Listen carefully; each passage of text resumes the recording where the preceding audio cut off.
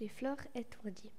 Si l'ovule faisait des bulles, si la tige donnait le vertige, si le stigmate faisait des maths, si le pistil avait du style, si l'ovaire faisait de l'air, si le nectar faisait de l'art, si le pollen avait de l'haleine, si le réceptacle faisait des spectacles, si la corolle avait une auréole, si les fleurs avaient une lueur, le soleil serait sous nos pieds et nous serions totalement déboussolés. Bien belle réalité. Si la pensée pouvait parler, elle aimerait nous critiquer. Si la dahlia était la drossera, elle aimerait mieux attaquer Obama. Si le cactus poussait en Alaska, il détesterait le Sahara. Si le nectar volait dans l'air, nous nous mettrions en colère.